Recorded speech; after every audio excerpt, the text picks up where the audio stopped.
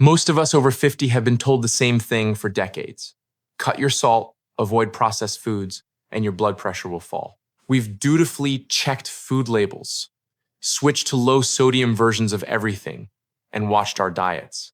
Yet many still end up on blood pressure medications, confused about why the standard advice hasn't worked. The truth is, the relationship between salt, processed foods, and blood pressure is far more nuanced than the simple story we've been told. And understanding what's really happening in your body can make the difference between spending your later years managing medications or genuinely improving your cardiovascular health. Here's what makes this topic especially important for anyone over 50. High blood pressure affects nearly half of all adults in the United States, but that number jumps to over 75% once you pass age 65, according to data from the American Heart Association. It's the leading risk factor for heart attack, stroke, kidney disease, and even dementia. But here's the frustrating part. Despite widespread awareness about limiting salt, blood pressure rates keep climbing, and many people find themselves adding medication after medication without addressing the root causes. Something isn't adding up. And if you've ever felt confused about which foods are truly safe, whether you really need to avoid all salt, or why your blood pressure stays stubbornly high despite your best efforts, you're not alone. The conventional wisdom about salt and blood pressure came from population studies done decades ago that showed a correlation between higher sodium intake and higher blood pressure across large groups. That research wasn't wrong, but it was incomplete. A major review published in the Journal of the American College of Cardiology in 2023 examined over 85 studies on sodium and blood pressure and found something surprising. Individual responses to sodium vary enormously. About 25 to 30% of people are highly salt sensitive, meaning their blood pressure responds dramatically to changes in sodium intake. Another 25 to 30% are salt resistant, showing almost no blood pressure change even with significant sodium changes. The rest fall somewhere in between. What this means is that the one-size-fits-all advice to drastically cut sodium works well for some people, but makes little difference for others. Yet, we've been treating everyone the same way. Even more importantly, when researchers looked deeper at the studies linking processed food to high blood pressure, they found that salt was only part of the story. A 2022 study in the British Medical Journal followed over 22,000 adults for 15 years and found that people who ate the most ultra-processed foods had a 23% higher risk of developing hypertension. But when researchers controlled for sodium intake, the risk was still 18% higher. In other words, something else about processed foods beyond just the salt content was driving blood pressure up. The researchers pointed to several culprits: added sugars, industrial seed oils high in omega-6 fatty acids, lack of potassium and magnesium, artificial additives that may affect gut bacteria, and the fact that processed foods often replace whole foods that actively help lower blood pressure. Let's talk about what's actually happening in your blood vessels as you age. Your arteries are lined with a thin layer of cells called the endothelium, which produces nitric oxide, a molecule that keeps blood vessels relaxed and flexible. After age 50, your body produces less nitric oxide naturally, and your arteries gradually become stiffer. This process, called arterial stiffening, is one of the main reasons blood pressure rises with age. Now, here's where diet comes in. Excess sodium can temporarily cause your body to retain more fluid, increasing the volume of blood your heart must pump. For salt-sensitive individuals, this effect is pronounced, but arterial stiffness is influenced much more by chronic inflammation, oxidative stress, and the balance of minerals in your diet than by sodium alone. Research from the National Institutes of Health shows that potassium, magnesium, and calcium all play crucial roles in blood pressure regulation, often more significant than sodium restriction for many people over 50. A 2021 study in the New England Journal of Medicine tested this directly. Researchers in China followed over 20,000 adults with high blood pressure and gave half of them regular salt and half a potassium-enriched salt substitute. The group using the potassium salt had a 14% lower risk of stroke and a 12% lower risk of death over 5 years, despite consuming similar total amounts of sodium. The key was the ratio of sodium to potassium, not the absolute sodium number. Most processed foods are disastrous for this ratio because they're high in sodium and extremely low in potassium. While whole foods like vegetables, fruits, beans, and potatoes are naturally low in sodium and high in potassium. This brings us to what might be the most important concept for anyone over 50 trying to manage blood pressure. It's not about eating less of bad things, it's about eating more of good things. The DASH diet, which stands for Dietary Approaches to Stop Hypertension, has been studied extensively since the 1990 seconds and remains one of the most effective non-drug treatments for high blood pressure. The original DASH study, published in the New England Journal of Medicine, showed blood pressure reductions comparable to taking a single blood pressure medication, with results appearing within just 2 weeks. What's remarkable is that the DASH diet doesn't require extreme sodium restriction. The standard DASH diet allows up to 2,300 milligrams of sodium per day, which is only moderately low, yet it works because it's rich in potassium, magnesium, calcium, and fiber from vegetables, fruits, whole grains, and lean proteins. Here's the practical reality for most of us over 50. If you're eating mostly whole, unprocessed foods and cooking at home, you can use reasonable amounts of salt in your cooking and still consume far less sodium than someone eating packaged and restaurant foods regularly, even if they never touch a salt shaker. One fast food burger with fries can contain 2,000 milligrams of sodium or more. A frozen dinner often has 800 to 1,200 milligrams. A few slices of deli meat, 600 milligrams. Meanwhile, if you cook chicken breast at home with vegetables and rice and season everything generously with salt, you might add 400 to 600 milligrams for the entire meal. The problem with processed food isn't that someone in a factory added salt.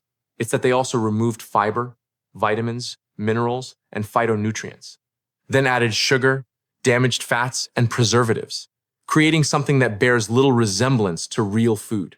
Let's look at sugar and refined carbohydrates, which almost never come up in conventional blood pressure advice, but are increasingly recognized as major contributors. When you eat refined carbohydrates or sugar, your blood glucose spikes, triggering a surge of insulin. Chronically elevated insulin, which is common in people eating a high carbohydrate processed diet, causes your kidneys to retain sodium and activates your sympathetic nervous system, the fight or flight system that raises blood pressure. A 2020 review in the Journal of the American Heart Association found that higher added sugar intake was associated with increased blood pressure independent of sodium intake, and reducing added sugar led to blood pressure reductions similar to those seen with sodium restriction. For many people over 50, especially those with insulin resistance or prediabetes, cutting out sugary drinks, desserts, and refined grains may lower blood pressure more effectively than obsessing over salt. Another factor that doesn't get enough attention is the quality of the fats in your diet. Industrial seed oils like soybean, corn, and cottonseed oil are used extensively in processed foods because they're cheap and shelf-stable. These oils are extremely high in omega-6 fatty acids. And while we need some omega-6, the ratio of omega-6 to omega-3 inches, the typical Western diet has shifted from around 4 to 1 historically to as high as 20 to 1 today. This imbalance promotes inflammation throughout your body, including in your blood vessel walls. Research published in the journal Circulation in 2021 showed that replacing omega-6 rich vegetable oils with either omega-3 rich fish or extra virgin olive oil led to measurable improvements in arterial flexibility and blood pressure in adults over age 60. When you eat processed foods, you're not just getting salt, you're getting damaged fats that actively harm your cardiovascular system. Now let's talk about what you can actually do with this information starting today. The first step is to shift your grocery shopping away from the center aisles where processed foods live and toward the perimeter where you find produce, meat, fish, eggs, and dairy. Your goal is to have at least 80% of your meals come from whole foods that you prepare yourself. This doesn't mean you need to become a gourmet chef. Simple is fine. Baked chicken with roasted vegetables and a potato. Ground beef with sautéed peppers and onions over rice. scrambled eggs with spinach and tomatoes, fish with steamed broccoli and quinoa. These meals take 20 to 30 minutes to prepare and give you complete control over what you're eating. When you do use packaged foods, read labels carefully. But don't just look at sodium. Check the ingredient list. If you see more than 5 or 6 ingredients, or if you see things like high fructose corn syrup, soybean oil, modified food starch, maltodextrin, or words you can't pronounce, put it back. A good rule of thumb is that real food doesn't need an ingredient list. An apple is an apple. Chicken is chicken. When you buy something with a label, it should list ingredients that you would actually use in your own kitchen. Plain yogurt with live cultures, yes. Yogurt with added sugar, modified cornstarch, and artificial flavors, no. Focus on getting enough potassium, which most people over 50 are severely lacking. The recommended intake is around 3,500 to 4,700 milligrams per day, but the average American consumes only about 2,600 milligrams. The best sources are potatoes, sweet potatoes, bananas, avocados, spinach, beans, lentils, tomatoes, oranges, and yogurt. A medium potato has about 900 milligrams of potassium. A cup of cooked spinach has over 800 milligrams. A medium banana has about 400 milligrams. If you eat 2 to 3 servings of vegetables, 1 to 2 servings of fruit, and a serving of beans or potatoes most days, you'll easily meet your potassium needs. And research consistently shows this has a more powerful effect on blood pressure than moderate sodium restriction. Magnesium is another mineral that deserves attention. It helps relax blood vessels and is involved in over 300 enzymatic reactions in your body. Studies show that magnesium supplementation can lower systolic blood pressure by 3 to 4 points and diastolic by 2 to 3 points, which might not sound dramatic, but is clinically meaningful when combined with other lifestyle changes. Good food sources include pumpkin seeds, almonds, cashews, spinach, black beans, dark chocolate, and whole grains. Many older adults are mildly magnesium deficient because of poor absorption, certain medications like diuretics and proton pump inhibitors, and diets low in magnesium-rich foods. If you're not eating these foods regularly, talk with your doctor about whether a magnesium supplement makes sense. Typically, 300 to 400 milligrams daily of magnesium glycinate or citrate. Here's a sample day of eating that puts all this together. For breakfast, have scrambled eggs cooked in a little butter or olive oil with sautéed spinach and mushrooms, plus half an avocado on the side and a piece of fruit like an orange or berries. For lunch, make a large salad with mixed greens, grilled chicken or canned salmon, cherry tomatoes, cucumber, shredded carrot, and a handful of nuts or seeds. Dress with olive oil and vinegar. For dinner, bake a piece of salmon or white fish, roast a sweet potato and broccoli with olive oil, and have a side of black beans, seasoned with garlic and cumin. For a snack, have plain Greek yogurt with a handful of berries or some raw vegetables with hummus. This kind of day provides abundant potassium, magnesium, fiber, healthy fats, and protein while being naturally low in sodium and completely free of processed ingredients. Your body knows how to handle this food because it's what we evolved eating. Regarding salt in your cooking, use it wisely but don't fear it. Salt enhances flavor and makes whole foods more enjoyable, which helps you stick with healthy eating. Sea salt and Himalayan pink salt contain trace minerals that table salt lacks, though the amounts are small. What matters more is that you're using salt on real food you prepared, not consuming hidden sodium in packaged products. A reasonable guideline for most people is to aim for total sodium intake between 1,500 and 2,300 milligrams per day if you have high blood pressure, and up to 2,300 to 3,000 if your blood pressure is normal. But remember, these are general targets. If you're eating whole foods, rich in potassium and low in sugar and damaged fats, moderate sodium intake is unlikely to cause problems unless you're highly salt sensitive. Let's address some common myths and mistakes that trip people up. First, many believe that if they have high blood pressure, they must avoid salt completely. This is almost never true and can actually backfire. Extremely low sodium intake, below 1,500 milligrams daily, has been associated in some studies with increased cardiovascular events, possibly because sodium is essential for many body functions. The sweet spot for most people with hypertension is moderate restriction, not elimination, combined with increasing potassium and improving overall diet quality. Another myth is that all processed foods are equally bad. There's a big difference between minimally processed foods like frozen vegetables, canned beans, plain yogurt, and canned fish versus ultra-processed foods like frozen dinners, packaged snacks, sugary cereals, and fast food. Frozen vegetables are picked and frozen at peak ripeness and can be more nutritious than fresh vegetables that sat in a truck for a week. Canned beans are simply beans, water, and salt, and rinsing them removes about 40% of the sodium. These are convenient, affordable options that fit perfectly into a healthy diet. The foods you want to limit are those that have been heavily processed, with multiple ingredients added and natural nutrients removed. Some people think that they can't lower their blood pressure without medication once it's elevated. While medication is sometimes necessary, especially if blood pressure is very high, research consistently shows that lifestyle changes can reduce and sometimes eliminate the need for medication. A 2020 study published in Hypertension followed adults with stage 1 hypertension who made dietary changes based on the DASH diet and reduced sodium moderately. After 16 weeks, 71% no longer met the criteria for hypertension without any medication. Even people already on medication often find they can reduce doses or eliminate some drugs when they improve their diet, lose modest amounts of weight, and increase physical activity. Always work with your doctor on any medication changes, but don't assume you're stuck with pills forever. There's also confusion about whether you should avoid foods naturally higher in sodium like celery, beets, and seafood.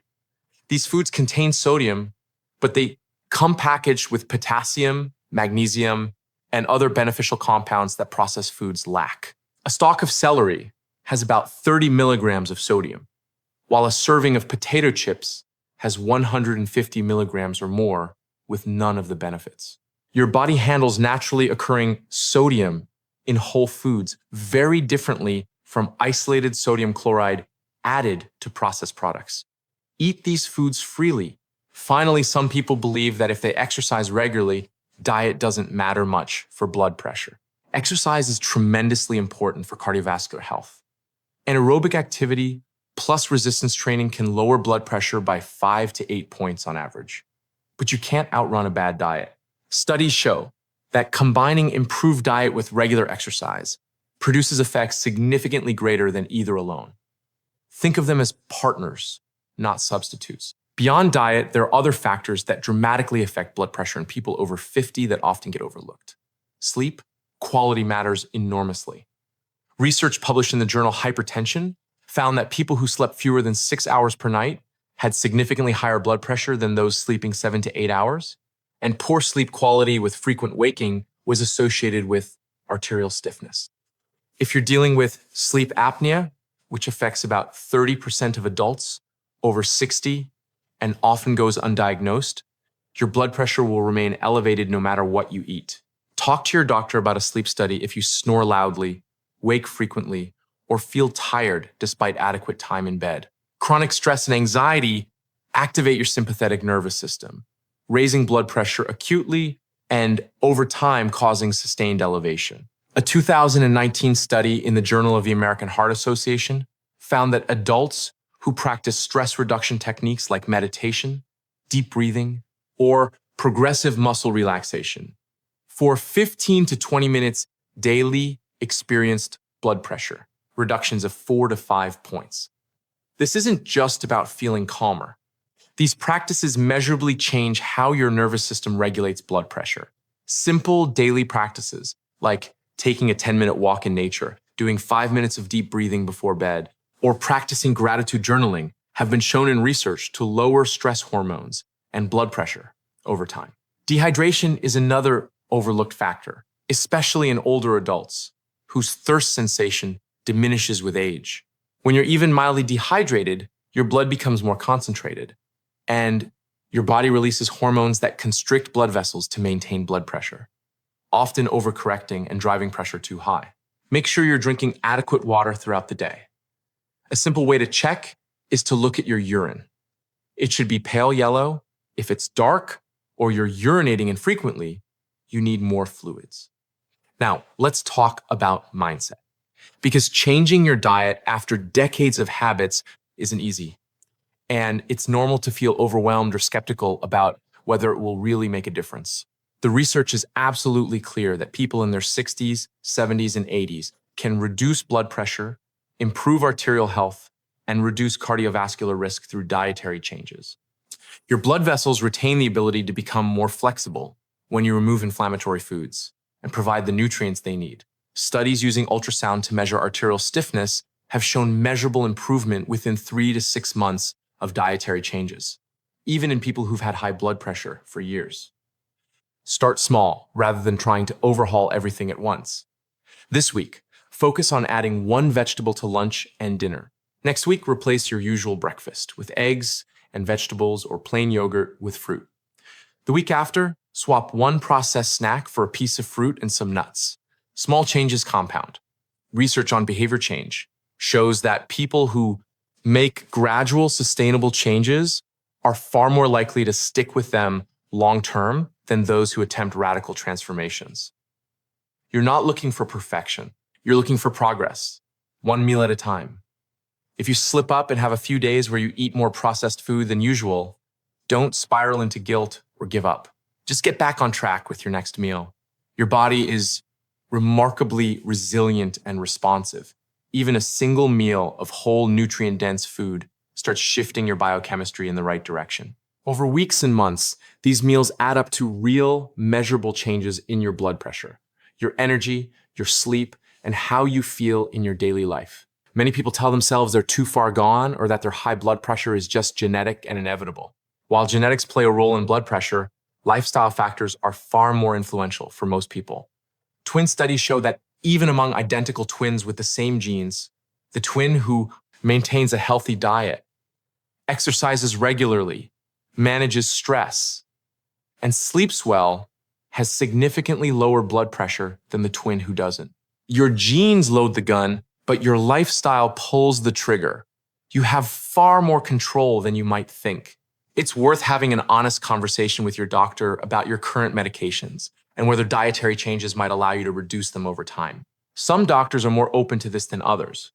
But if you show consistent blood pressure improvements through home monitoring, most physicians will work with you to adjust medications. Never stop or reduce blood pressure medication on your own, as this can be dangerous. But do advocate for yourself and ask whether a trial period of intensive lifestyle change might be worthwhile before adding another medication or increasing doses.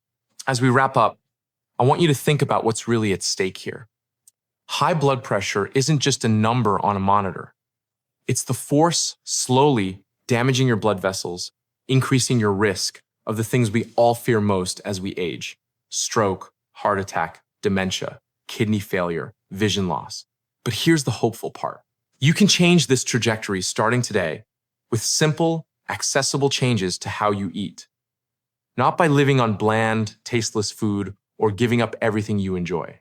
By eating real food that nourishes your body, prepared in ways that taste good, and gradually crowding out the processed products that have been driving your blood pressure up all along. If you're watching this video, you've already taken the first step by educating yourself. Now take the second step. Choose one specific change you'll implement this week. Maybe it's cooking dinner at home 3 nights instead of ordering takeout.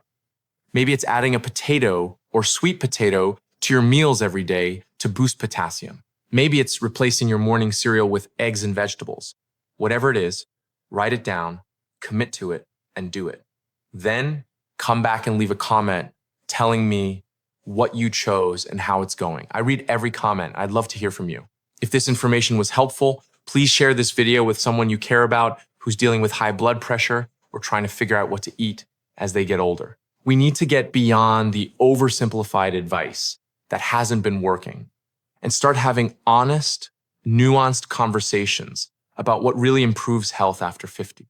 And if you haven't already, subscribe to this channel because I'm releasing new videos every day on topics like this, giving you practical, research-based information you can use to stay strong, independent, and healthy for years to come. Your health is worth investing in, and it's never too late to make changes that matter.